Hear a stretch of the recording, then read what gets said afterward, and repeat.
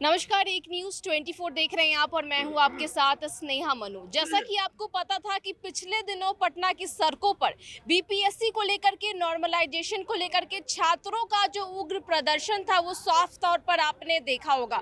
अभी देखिए हमारे साथ बातचीत करने के लिए छात्रों के, स्टूडेंट के सबसे खास कहे जाने वाले गुरु रहमान मौजूद है। सबसे पहले तो स्वागत है सर। बहुत बहुत धन्यवाद, बहुत बहुत धन्यवाद। सर, जिस तरीके से पिछले दिनों पटना की सड़कों पर नॉर्मलाइजेशन को लेकर के बीपीएससी कार्यालय का घेराव किया गया, बड़ी संख्या में छात्र वहां पर मौजूद हुए, लाठीचार्ज भी हुआ और आपको भी डिटेन किया गया, कैसे इन सभी को देख रहे हैं? देखिए, सबसे पहले तो बीपीएससी घेराव में हम लोग नहीं थे और स्टूडेंट पर जो लाठीचार्ज हुआ है वो गलत चीज़ है, बर्बरता है। वो स्टूडेंट पर इस तरह का लाठीचार्ज नहीं होना चाहिए। हम लोग गर्दनीबाग धरना स्थल पर थे और गर्दनीबाग धरना स्थल पर 11 बजे से दिन से लेके हम लोग जो बैठे तो 11 बजे तक हम लोग की जो एक मुख्य मांग थी मान ली गई। लेकिन अभी भी दो मुख्य मांगे हैं कि 90,000 लड़के जिनका सर्वर डाउन होने के कारण फॉर्म नहीं भरा गया उनको फॉर्म भरवाया जाए और साथ ही साथ लड़के इधर बहुत तनावग्रस्त थे, इसलिए परीक्षा की डेट भी बढ़ाई जाए, 13 दिसंबर से आगे बढ़ाई जाए ताकि बच्चों को न्याय मिल सके। सर, बीपीएससी कार्यालय की तरफ से ये भी कहा गया है कि अफवाहें फैलाई गई है, नॉर्मलाइजेशन का कोई मुद्दा था ही नहीं और 17वीं बीपीएससी में नॉर्मलाइजेशन था ही नहीं। ये बातें कहां से निकल के आई हैं? ये बातें बीपीएससी ऑफिस से ही निकल के आई है। कह रहे हैं कि कोचिंग संस्थान के ही कुछ लोग। कोचिंग संस्थान की बात नहीं है। अगर माननीय अध्यक्ष हम लोग का मीटिंग अपने साथ रखे थे तो उसमें उन लोगों ने नॉर्मलाइजेशन की बात की थी, थोपी थी। तो हम लोगों ने कहा था कि सर हम लोग से बच्चे नहीं मानेंगे, तो उन्होंने कहा था कि मैं आपको बाबू सभागार में बच्चों के साथ मीटिंग करेंगे। 15 नवंबर को डेट भी निर्धारित था, उन्होंने नहीं किया। लेकिन उसी के बाद कुछ सोशल मीडिया के माध्यम से इस तरह की आवाज़ उठी कि नॉर्मलाइजेशन होगा, नॉर्मलाइजेशन होगा, नॉर्मलाइजेशन होगा। तो स्वाभाविक था कि छात्रों के हित में जो होगा वो काम हम लोग करेंगे।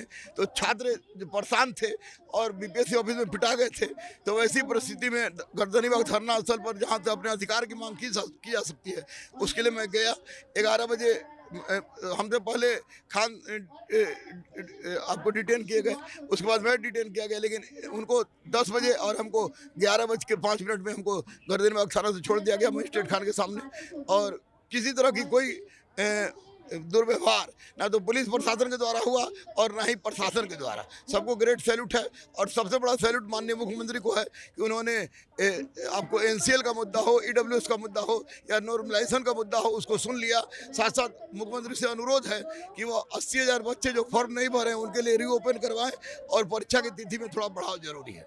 सर, एक और सवाल, जिस तरीके से खान सर की मुलाकात नीतीश कुमार से हो रही है, उसके बाद ये अटकलें लगाई जा रही थी कि वो शायद राजनीति में शामिल होंगे। सर, आपसे ये सवाल है कि क्या आप भी राजनीति की तरफ रुख करेंगे, क्योंकि छात्रों के साथ बिहार में बहुत बर्बरता की जा रही है, लगातार पेपर लीक के मामले सामने आते हैं, छात्र परेशान है, उनके लिए। मैं 94 से छात्रों के लिए लड़ रहा हूँ और एक बात खुलेआम आपके सामने बोल रहा हूँ कि राजनीति जिंदगी में मर जाएंगे, राजनीति में हमको नहीं आना है। मेरा उद्देश्य है एक गुरुकुल खोलना, जो कि गुरुकुल 10 मार्च को उद्घाटन होगा। अदम्य अदिति मेरी बेटी का नाम है, उसी के नाम पर गुरुकुल खोलना है। मेरा काम है पढ़ाना पढ़ाना पढ़ाना।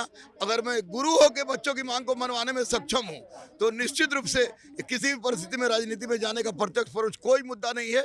जैसे मेरा तो फोटो माननीय प्रधानमंत्री के साथ भी है, तो मैं पार्टी का हो गया। मैं दधीजी दे दान का हूँ, उपाध्यक्ष हूँ और मैंने अपना संपूर्ण शरीर दान कर दिया है। राजनीति में आना कोई बात नहीं। पढ़ाई, कलम, क्रांति ही भारत के परिवर्तन का एकमात्र आधार बनेगा। सर, एक और सवाल, जैसे कि 13 दिसंबर को ही बीपीएससी एग्जाम लेने की बात कह रही है, डेट में कोई एक्सटेंड नहीं किया जा रहा है।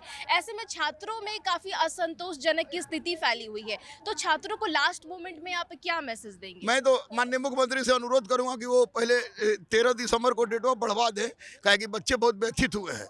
दूसरी बात, छात्रों को भी कहूँगा कि आप लोग पढ़े हुए हैं, निश्चित रूप से अगर इन केस किसी कारणवश डेट नहीं बढ़ता है तो करंट अफेयर्स बिहार को जम के देखे, पढ़े। लेकिन मैं अनुरोध कर रहा हूं मुख्यमंत्री से और आयोग के अध्यक्ष से कि अगर डेट बढ़ जाती तो अच्छा होता।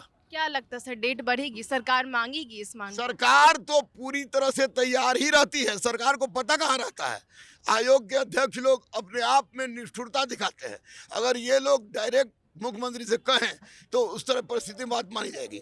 ये तीनों काम हुआ है माननीय मुख्यमंत्री के हस्तक्षेप से, आयोग के हस्तक्षेप से नहीं। इसलिए डेट बढ़ जाएगी तो बहुत बड़ी बात होगी और मुझे मुख्यमंत्री पर विश्वास है।